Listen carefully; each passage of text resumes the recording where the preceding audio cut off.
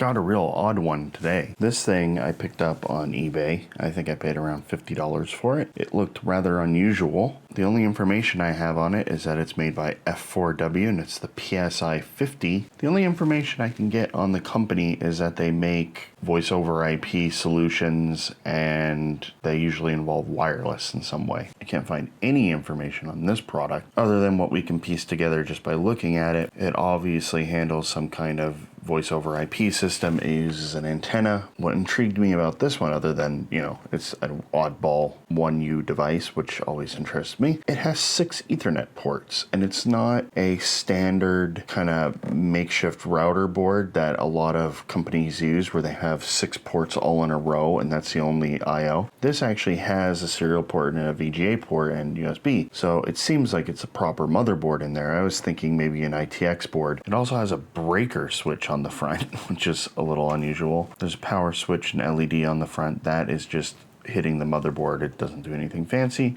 40mm fan here. There's a 40mm fan at the back as well. It just says factory use for the serial and VGA. I've hooked into the VGA. It starts up. It runs Debian. It requires a login. I don't have the login. And from what I can tell just by looking through the files, and it runs Asterisk, which is an open source voice over IP solution. So they're probably selling this for a lot more than what it costs to make, considering they're using open source stuff for everything. But who knows, maybe they add their special sauce to it. I have no idea. On the back it says it uses a 15 volt 9.6 amp power supply, which is a little excessive.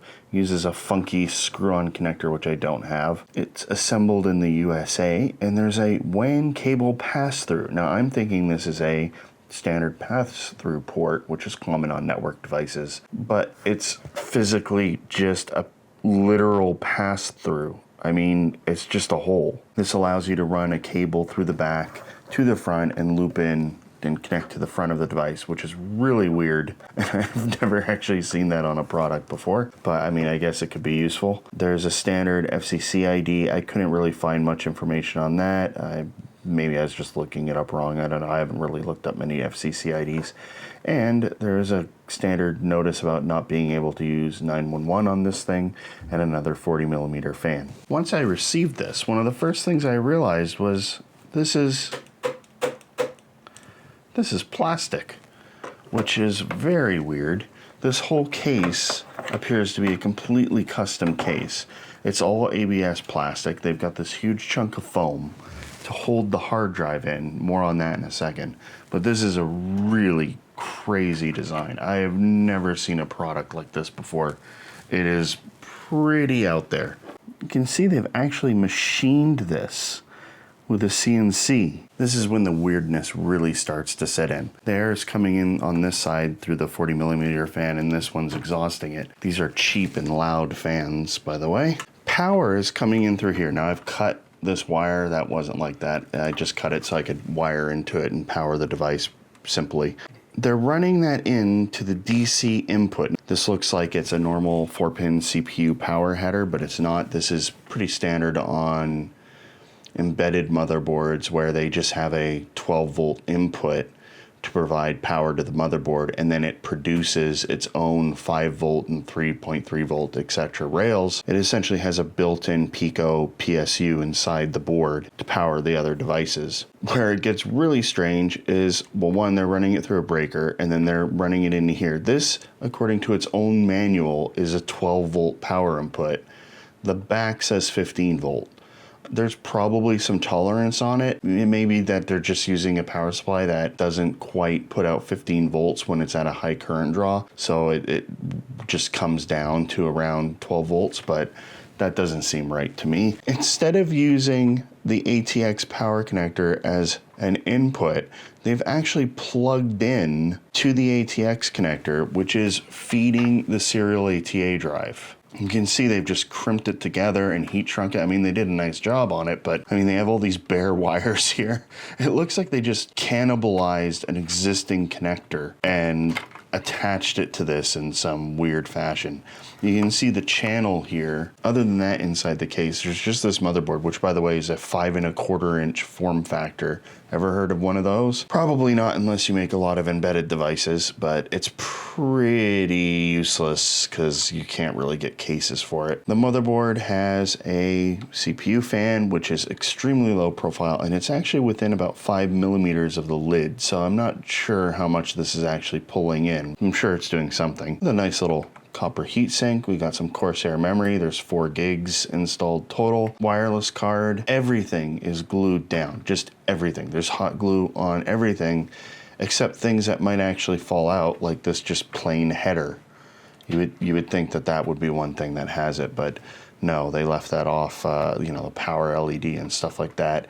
These things are things that could actually fall out because they're just friction fit. Things like the antenna are pretty unlikely because they actually have it's a friction fit, but it actually has like a shaped connector so it won't pop out. When I received mine, the antenna wire had moved. You can see it was actually glued here at some point, and you know, for whatever reason, the nut was removed at the front. So now it's just loose and it just came off. This is just a standard mini PCI 802.11G network card. When I first opened the case, I was trying to figure out what the hell this board was. It looked like some kind of custom board they were using to drive the LEDs. There are a couple resistors and some output lines tied into this, and they're running off to the wireless LAN and voice over IP LEDs. Upon further inspection, I realized this is the PAC series. This device is actually sold for the arcade industry. This is designed to run LEDs via USB. It has a microcontroller and I presume some drivers and stuff on it. And it's designed to just toggle LEDs on and off. For example, in a pinball machine, you could have a whole bunch of lights on the control pad. I'm probably just going to pop it on eBay. It's not something I really need. They're just using this off-the-shelf product with an internal USB-A connector, which again is hot glued like crazy. And look at that. Look at that. Think they got enough glue on that? I mean, I just pulled that out without much effort, so it didn't do much, but still. 320 gigs seems a little excessive, unless they're storing voice calls and stuff, and even then, I mean, really, do you need that much space? Probably not. And the drive mounting system they're using is very strange. They had glue over 4 of these blue rubber shock absorber mounts, which I've taken off most of the glue, and that was the last one, but they're just wedged into the ABS case. And then when the top case goes on, there's that big block of foam that holds the hard drive in. That's a bizarre mounting system. This is just a standard serial ATA drive. And yeah, it didn't really have much on it. It just had the Debian installation. The fans are connected with one connector, but it has 2 sets of wires coming out of it and only 1 TAC control wire, which makes sense, but why is there another connector here? Like, I don't even know what they did with this. They're spliced here? Like, why are there multiple splices on these wires? Okay, so this just runs straight to one of the fans. That's normal, okay. And then on this side, again, it has wires coming in for power and then coming back out. Why? And then they're spliced together with this one. Even the power LED is spliced together in some weird way. I guess they were just using off-the-shelf. Yeah, it looks like they're just using off-the-shelf LEDs. That's why.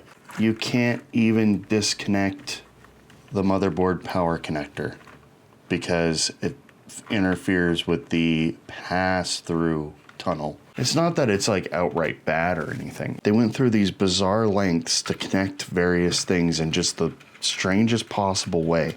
Like, again, why does this have a connector? Why is this a 2-way, like a Y connector?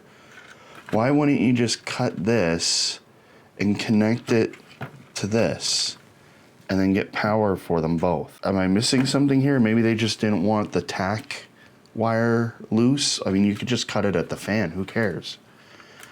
That's weird. Like, these are two separate fans wired like this. So I'm looking at the motherboard manual for research, and it just gets even weirder. The ATX output cable that's been like spliced together and hack jobbed is actually a standard connector from them. They supply that. So this is actually designed to be a power output as well as an input. I mean, I'm sure that's fine because, I mean, they're all just going to be wired together, but I've never seen them intentionally use one of these, anyone use one of these as an output before. But they actually sell a connector. It has a floppy connector, 2 serial ATA, and 2 Molex. They've obviously cut off all the other stuff. They just kept the 2 serial ATAs, but it is a standard cable that they sell. They actually show it as having the same cooler, so I guess that's a standard part. This motherboard is made by Commel in Taiwan. It's the LS573 embedded 5.25-inch motherboard. It actually runs a mobile version of the Core 2 and the socket 478 socket P type. Supports up to 8 gigs of RAM. They only have 4 in it. That's not the end of the world. You could always put in more. It has 6 Intel gigabit Ethernet ports on it, which is really sweet. This is actually quite the board. I really, really wish it was an ITX board. While we're at it, it would be nice if it was a newer chip. It's still a pretty decent board. It has this rather cool slim PCI slot, which don't think I've really seen before. I might have seen it on something, but that's pretty rare. They're usually much wider than that. Like I said, it's got a mini PCI slot for the wireless card. It's got COM port. It's got a floppy port, parallel ATA, serial ATA ports. It has an audio interface too, which is supposed to be used with a dongle, but I don't have it. And other than that, I mean, it's just a simple motherboard with a million connectors on it, and it's pretty packed with features. I have to say, it is not the worst motherboard I've seen.